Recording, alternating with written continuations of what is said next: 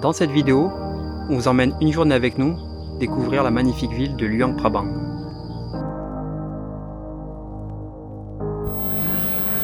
Il est 5h40 et on part voir la cérémonie des offrandes à Luang Prabang, ça s'appelle le Takbat en laotien.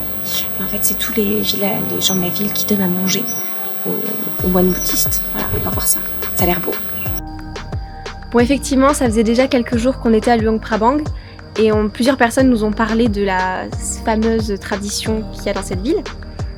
Le problème, c'est qu'il faut se lever très très tôt parce que ça se passe à l'aube. Donc il nous a fallu réunir beaucoup de courage. Et en fait, c'est vraiment connu à Luang Prabang, ça existe partout au Laos, mais comme c'est là où il y a le plus de temples, c'est là où c'est le plus impressionnant. En fait, les moines de la ville, de chaque temple, sortent par groupe d'à peu près une dizaine. Ils marchent du plus vieux au plus jeune, avec les novices. Et ils marchent pieds nus partout dans la ville, autour de leur quartier et de leur temple. Et en fait, assis sur les trottoirs, c'est des habitants qui sortent devant chez eux avec de la nourriture. Donc souvent c'est du riz, du sticky rice typiquement, parfois des fruits, des gâteaux. Et eux ils passent avec leur, ça s'appelle un sébil, c'est leur petit bol à offrande. Ils le tendent comme vous voyez sur l'image et les habitants leur mettent de la nourriture dedans.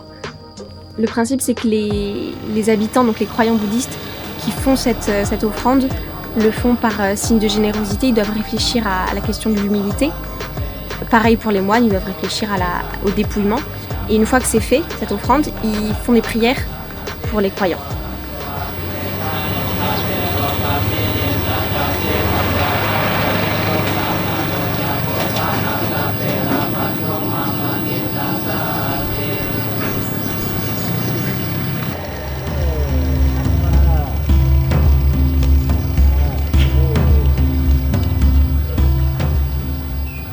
Donc voilà, là c'était des chants, des prières chantées, comme on en entend beaucoup par ici. Et après ils retournent dans leur temple une fois que c'est fini. Bon, la suite logique c'est d'aller au marché. À 6h30 du matin, il y a déjà beaucoup de monde, beaucoup d'activités. En fait, les gens ici se lèvent très très tôt. Oui, vers 5h du matin déjà, c'est l'heure, c'est le lever du soleil.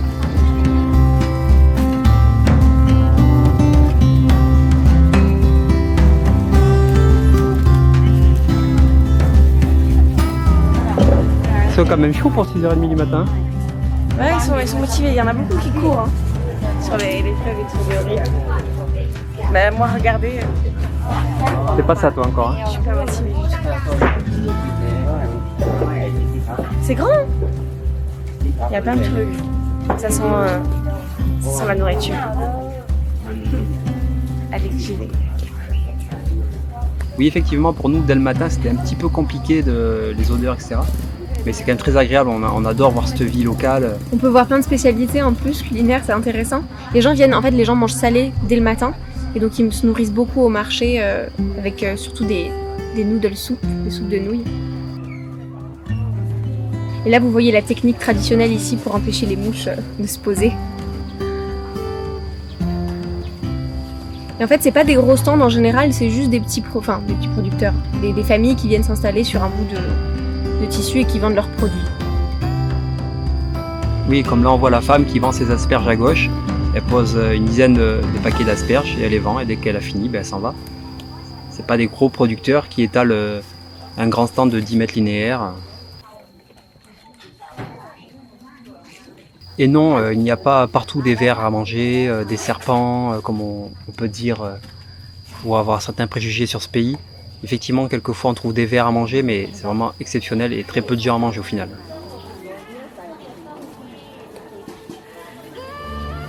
Bon, après le marché, notre motivation était tellement énorme qu'on a décidé d'aller monter le mont Fuji. Combien de marches?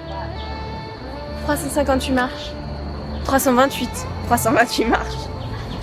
Et c'est à 150 mètres de haut, la construction.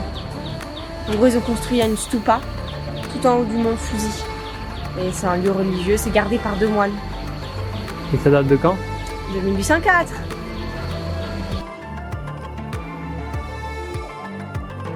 C'est une colline bénie au milieu de la ville et du centre-ville historique. Et c'est vraiment à faire.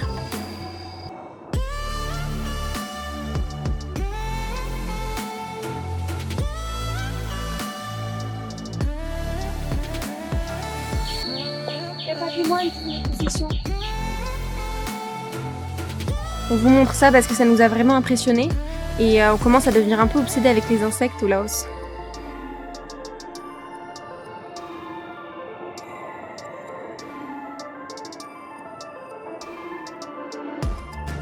Donc arrivé tout en haut de la colline, on a trouvé la fameuse stupa dorée. En fait, les stupas, c'est en forme de flèche. Ça s'élance vers le haut, c'est censé représenter le passage des âmes, etc. C'est religieux, on en trouve partout en Asie du Sud-Est, en Inde. C'est vraiment un symbole important.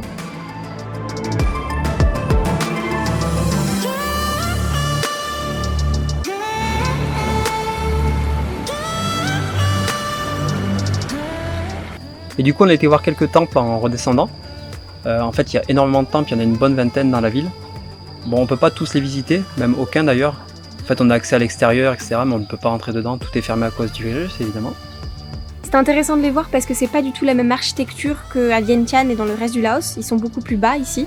C'est les toits qui font la différence d'ailleurs. Ouais. Alors ça, c'est des makbeng, c'est les offrandes typiques bouddhistes qu'on offre ici pour prier. Et on en trouve partout dans les rues. Si vous vous demandez pourquoi les robes des moines bouddhistes c'est toujours orange, ça vient en fait du XVe siècle. À l'époque, les moines avaient des robes toutes blanches et ils étaient censés les teindre eux-mêmes. La teinture la moins chère du commerce, c'était le safran. Voilà, la couleur la plus proche de la terre. Et c'est resté jusqu'à aujourd'hui. Allez, qu'est-ce qu'on fait maintenant? On va bouffer, on a trop faim, c'est l'heure du... Il est quelle heure? 8h... 8h04.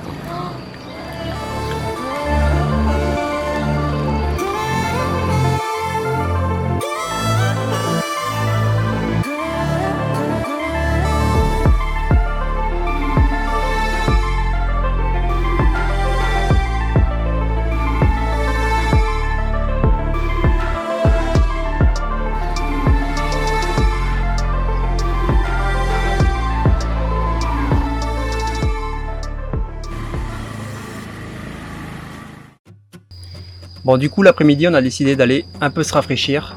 Et pour moi, la partie la plus agréable, c'est d'aller visiter ces magnifiques cascades. Donc on est allé aux cascades de Kwangzi, c'est à 1 heure à peu près de Luang Prabang en moto. C'est magnifique. On se croirait dans un film, on se croirait dans King Kong, dans Avatar, enfin c'est magnifique. C'est ce qu'on a préféré pour l'instant au Laos.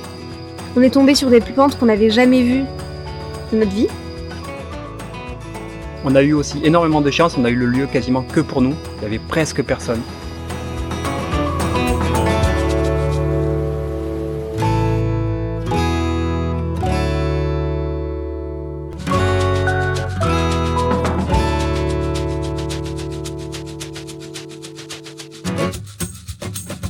Alors je glisse l'info ici, en fait au Laos, les gens se baignent habillés en général, il n'y a quasiment personne en maillot. Bon, quand vous voulez acheter un maillot de bain, c'est assez compliqué.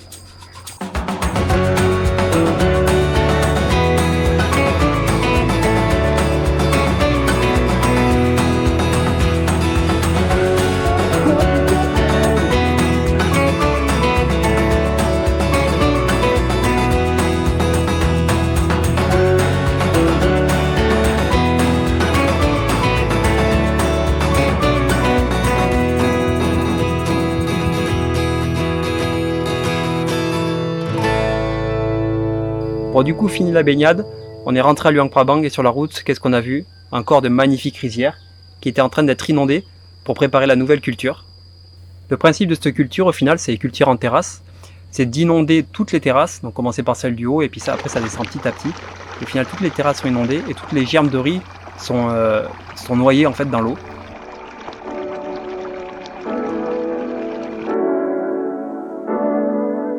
Au Laos, il y a 80% de la population qui vit en campagne et qui travaille dans l'agriculture. La riziculture, c'est vraiment une part très très importante de l'économie. Et justement, on a appris qu'en ce moment, à cause du coronavirus, les gens qui travaillent dans le tourisme en ville sont retournés à la campagne dans leur famille pour aider à la nouvelle récolte du riz.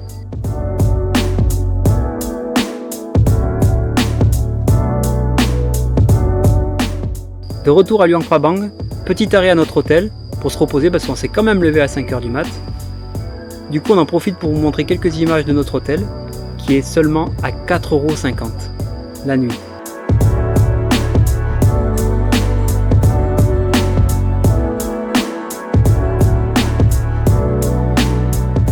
Après, direction le marché de nuit de Luang Prabang pour nous. Voilà. c'est les beignets sur le... Dis-lui pas de plastique. Ah, c'est bon. Prends pas la poche. Non, non, c'est ok.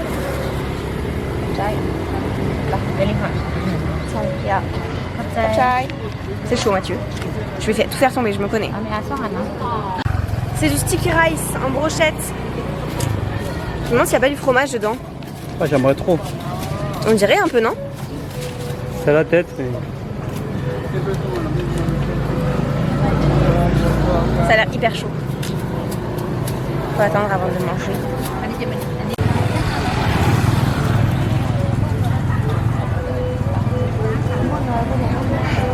C'est pas ça.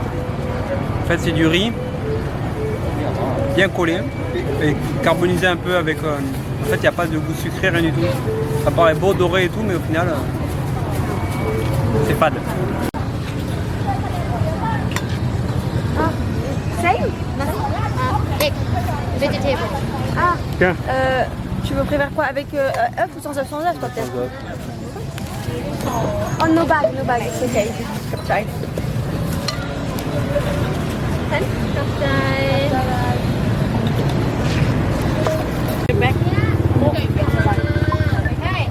J'en prends qu'un, j'en prends qu'un. Ouais, ouais.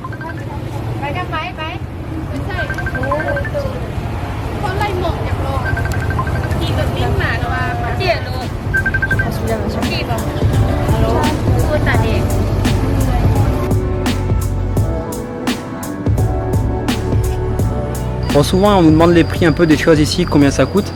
Et là par exemple on a mangé pour 4,50 €, même 5 €, parce que je crois que tu as pris une boisson. Oui.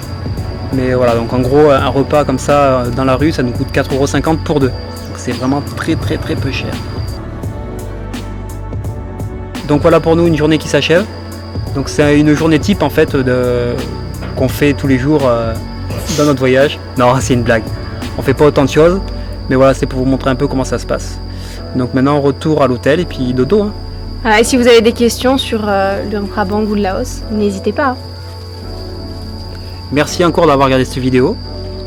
N'hésitez pas À liker, commenter, et partager. vous abonner.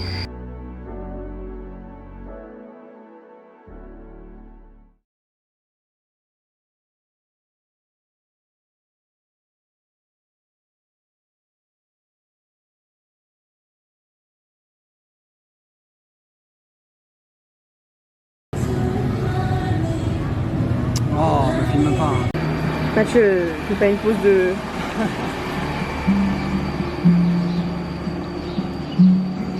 T'en fais trop.